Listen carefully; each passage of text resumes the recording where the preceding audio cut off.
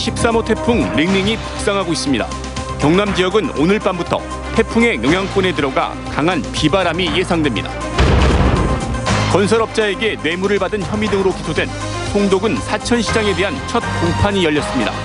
송 시장은 공소 사실 대부분을 부인했습니다. 공약과 정책 검증이 아닌 경마식 선거 보도는 예산과 인력이 부족한 지역 방송의 현실이기도 합니다.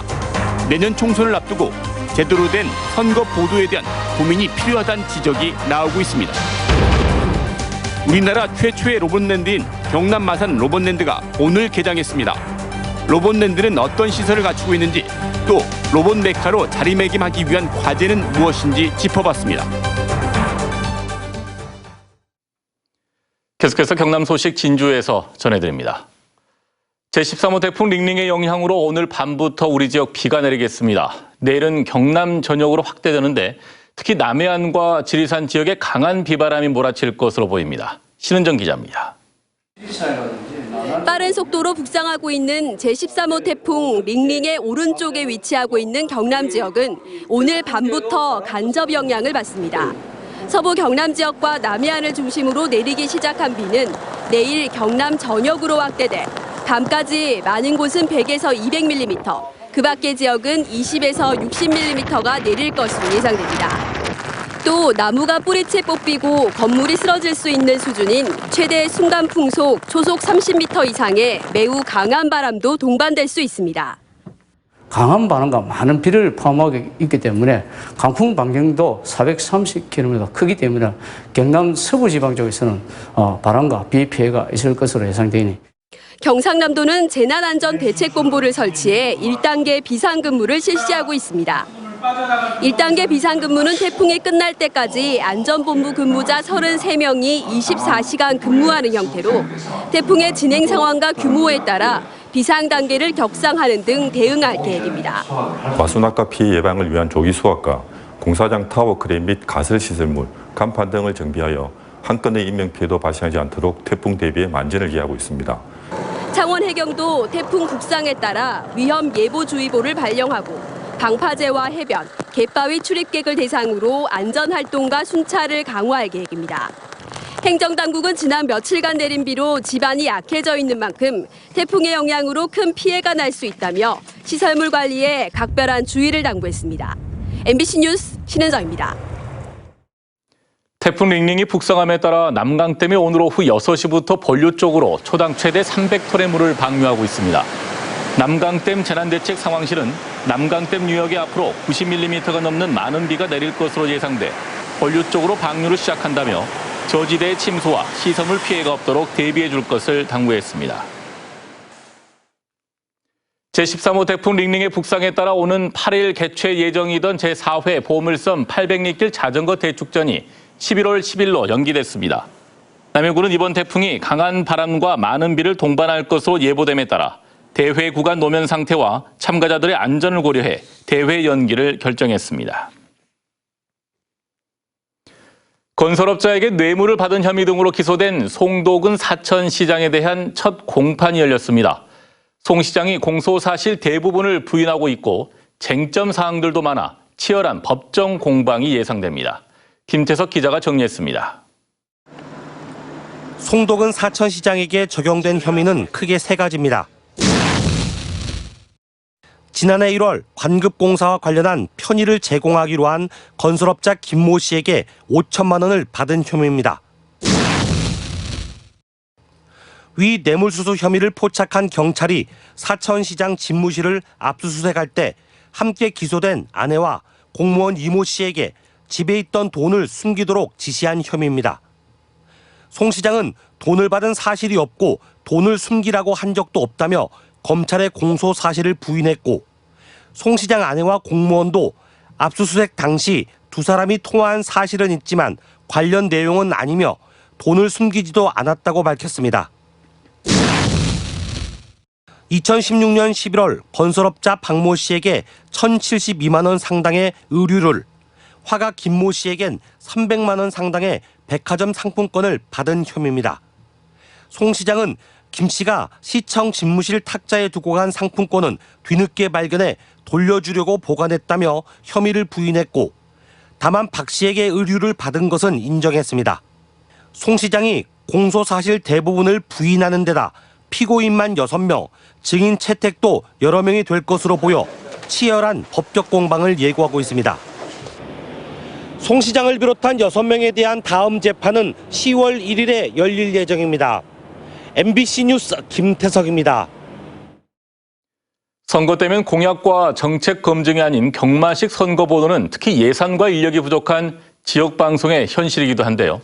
지역방송의 활로를 모색하기 위해서라도 내년 총선을 앞두고 제대로 된 선거 보도에 대한 고민이 필요하다는 지적이 나오고 있습니다. 조재영 기자의 보도입니다. 선거운동원들의 유세 모습, 재래시장에서 유권자를 만나는 후보자의 모습, 선거철 뉴스의 가장 흔한 장면입니다.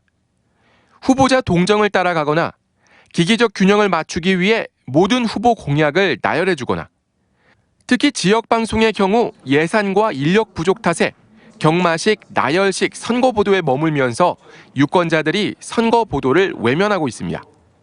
공약을 검증한다고 하는데 공약이 과연 검증을 할 수 있는 것인지 출입처 기자 한 명이 MBC 경남이 진행한 지난 4.3 창원 보궐선거 개표 방송입니다.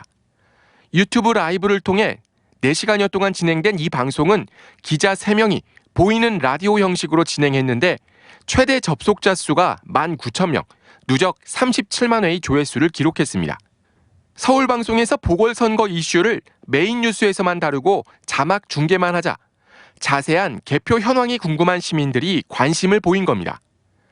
이런 새로운 시도를 포함해 지역방송이 활로를 찾기 위해선 선거 보도에 대한 고민이 필요하다는 목소리가 나오고 있습니다. 지역방송의 새로운 활로로 유튜브 콘텐츠 실시간 중계를 활용한 개표방송, 또 이 밖에 다양한 선거 어떤 그 뉴스를 전달할 때 제한된 분량을 좀 더 많은 어떤 시간으로 보도하려면은 현재 기계적 형평성과 정치적 중립성만을 강조하는 현행 선거보도 심의 규정의 개선 필요성도 제기되고 있습니다. 언론사 자율 심의를 확대, 적극적인 선거방송을 유도하기 위한 논의가 필요하다는 겁니다. 현 제도 하에서 이 선거방송 심의, 단적인 예를 들면 선거방송 심의를 어떻게 구성해서 끌고 나가야 될 것이냐는 정치권이라든가 시민사회라든가 현업이라든가 같이 좀 의견을 모아서 바람직한 방안을 도출해내야 된다고 그렇게 생각합니다. 지역방송이 선거 보도를 얼마나 충실히 취재 보도하느냐는 지역사회 민주주의 성숙도와 직접 연결된다는 점에서 내년 총선을 앞두고 지역방송의 고민과 철저한 준비가 요구된다는 자성의 목소리도 나왔습니다. MBC 뉴스 조재영입니다. 우리나라 최초의 로봇랜드인 경남 마산 로봇랜드가 오늘 개장했습니다. 사람과 로봇이 함께 펼친 개장식과 로봇랜드는 어떤 시설을 갖추고 있는지 서창호 기자가 전해드립니다. 경남 마산 로봇랜드가 개장식을 갖고 일반인들에게 공개됐습니다. 우리나라 최초의 로봇랜드 개장을 보기 위해 1,300여 명이 모였습니다. 개장식은 사람과 로봇이 어우러지는 퍼포먼스를 선보였습니다. 경남의 로봇 산업의 미래는 밝다고 생각합니다. 로봇 산업과 스마트 3단은 찰떡궁합입니다. 창원시 구산면 130만 제곱미터터에 자리 잡은 경남 마산 로봇랜드, 테마파크와 R&D 센터, 컨벤션 센터가 들어섰습니다. 가장 주목을 받은 테마파크는 로봇 산업관과 로봇 극장 등 11개 공공기관 체험장과 스카이타워 쾌속열차 등 22개 민간 부문 체험장이 들어섰습니다. 세계 최대 규모의 우주항공 로봇관에선 우주여행을 실감나게 느낄 수 있고 로봇 극장은 로봇 산업이 공연 예술과 접목된 미래를 선보입니다. 로봇이 자동차를 만들고 드론 군무는 영화에서나 봤던 장면이 눈앞에 펼쳐집니다. 아시아에서 유일한 수직 회속열차와 스카이타워는 테마파크의 랜드마크입니다. 아시아에서 최초로 설치하는 90도로 직각으로 올라가서 직각으로 떨어지는 회속열차와 그리고 인간의 중력의 한계를 느끼는 자유로 스윙. 로봇 테마파크는 연간 150만 명이 이용할 수 있도록 설계됐습니다. 로봇 R&D 센터는 로봇 관련 연구 공간입니다. 세계동에 47개의 연구실을 갖췄고 로봇 연구와 상용화를 주도할 업체들이 입주합니다. 컨벤션 센터는 전시장과 회의실을 갖췄고 각종 전시회와 학술 경진대회, 홍보 판매장으로 활용됩니다. 세계 최초로 로봇 예식장을 운영하기로 해 주목을 받고 있습니다. MBC 뉴스 서창호입니다. 이처럼 로봇랜드 조성이 어려웠던 건 국내 최초인데다가 관광과 산업 두 마리 토끼를 잡아야 한다는 목표 때문입니다. 이 같은 로봇랜드의 목표를 실현하기 위해선 2단계 사업 완성과 제대로 된 콘텐츠를 갖추는 노력이 중요합니다. 장영 기자입니다. 테마파크와 R&D 센터, 컨벤션 센터는 1단계 사업입니다. R&D 센터 입주율은 목표의 50%에 불과합니다. 최첨단 로봇 기술을 개발하고 상용화를 이끌어내는 허브 기능을 수행해야 하는데 국내 업체와 연구팀은 창원행을 쉽게 택하지 않고 있습니다.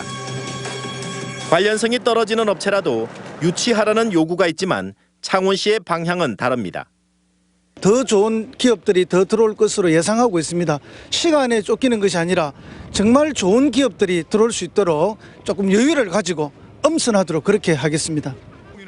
스쳐 지나는 관광 대신 머무는 관광을 위해선 숙박시설 확보가 관건입니다.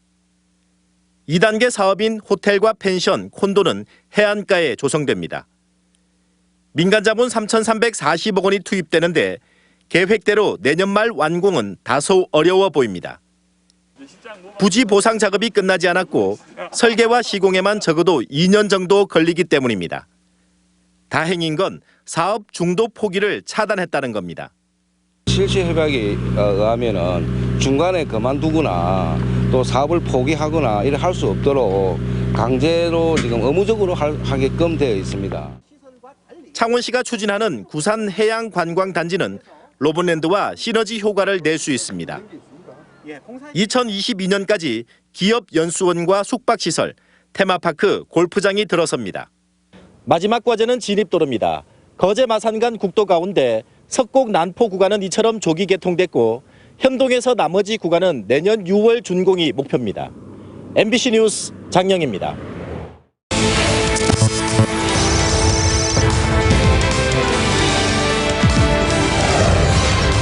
현장에서 뵙겠습니다.